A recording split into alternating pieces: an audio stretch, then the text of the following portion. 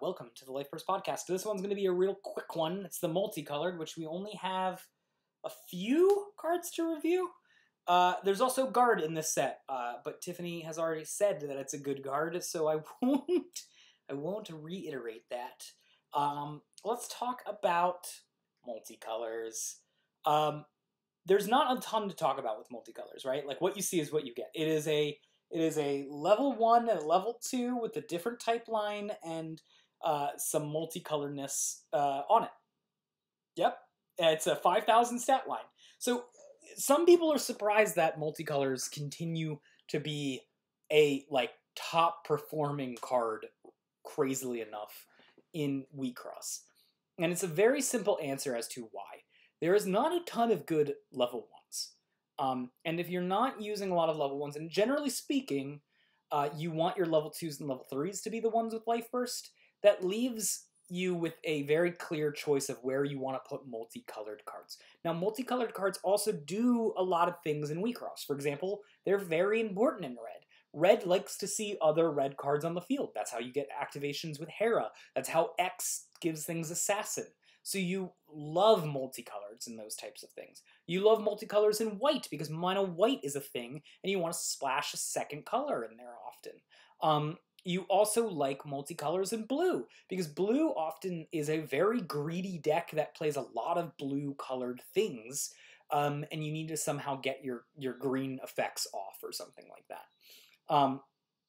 You often play more monocolor, these multicolored in black decks, because black needs a little bit of walling up, and that will inevitably mean that you should play some 5,000 level 1s. It's a good stat line.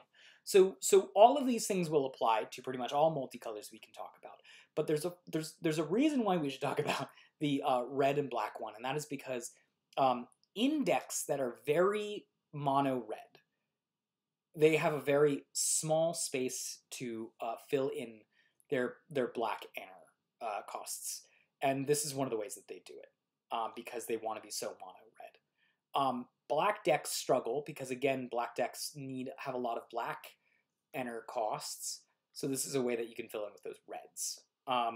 And this two decks particular, Deus and X, this card's one of the most important cards in your deck. It will allow you to pay for the grow of your center Elrig, and also use Machina to bring that card back to your hand. Machina is level 1, and still vanish something very early on, because the window to be able to vanish those things for Machina is very small. It also helps specifically in Deus, which uses X-Gazer, to be a red card that you don't really care if it's in your hand or not, and you can pitch it away to try to find more lane openers.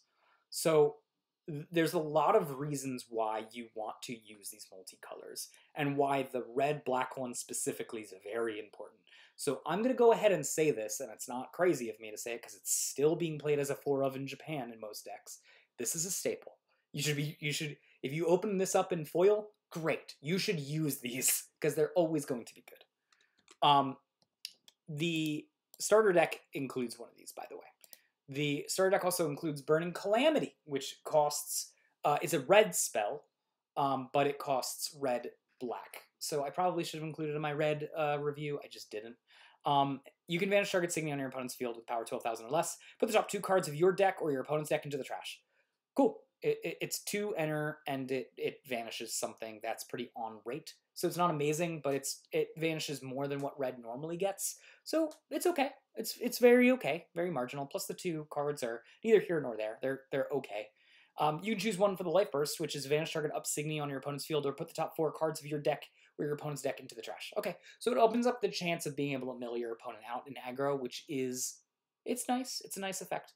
But I don't think this is so amazing that you're going to be wanting to replace this over your Eternal Influences or your, Burning Curiosities. Your Deafening Infernos. So, I put it as playable.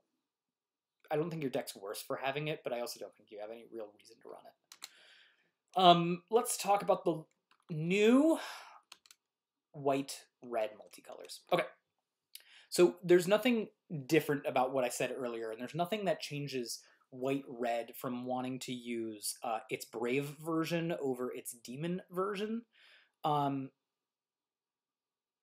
Demons aren't really that strong in red. They are in white. So you might end up wanting to play some white demons, and I guess if you're playing a splash of red, then this is good. The thing that is really important with multicolors and tribal is that often you don't have the right tribe to fill in the gaps of your multicolored slots in your tribes that need them. Demon wasn't necessarily hard pressed for that, and if it was hard pressed for it, it already has a blue-black version, which there is a blue-black demon deck that it could exist.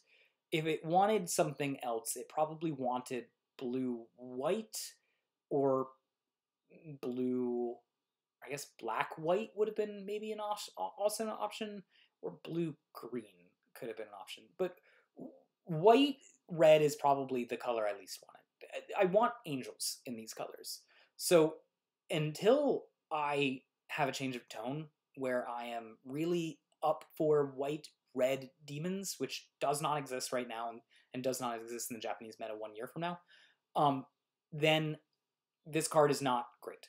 I mean, it's fine. You can play it in any white-red deck as your 5th and 6th white-red that you might need. But white-red's not necessarily hard-pressed for that, although it's nice because you do want some mono-white decks that have a splash of red, and you want some mono-red decks that have a splash of white, and this might be another way for you to fit a couple of those multicolors in there. Cool. This is also a level 2. We don't talk about the level 2s nearly as much because they're just not used all that much. You mostly use your level 1 multicolors. Here's your level 2 of your white or your red-black one. Again, I don't think you have room to fit your level 2's multicolors in there. I think you want to be playing Lancelots, Heras, Sabnox, these types of things with Lifeburst in them, maybe Volcanics, Moraxes. So I don't think you have space to really fit these in there.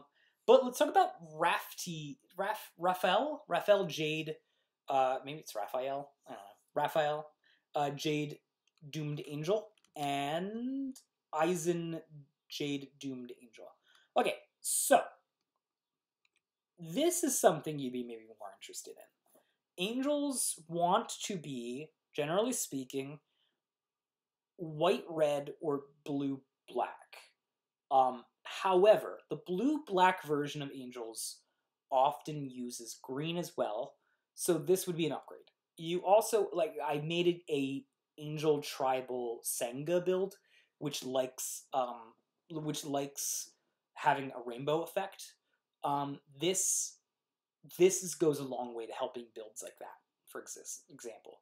There's also Angels that like to see other colors on the battlefield as well, so having a deck where you have more options now to do more multicolored Angels benefits Angels. So this doesn't hurt Angels at all. It's an option.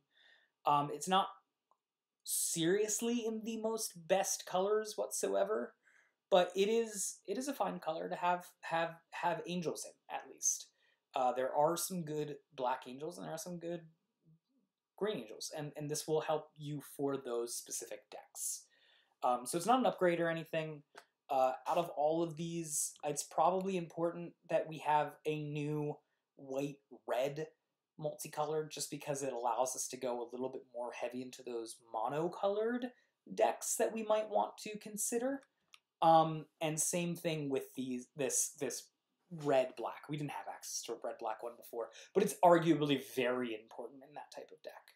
So that is your multicolored. And with that, we are at the end of Vertex Diva. Tell me what your favorite cards are, what you guys are excited for, what decks you're going to be playing. And thank you for watching all these reviews.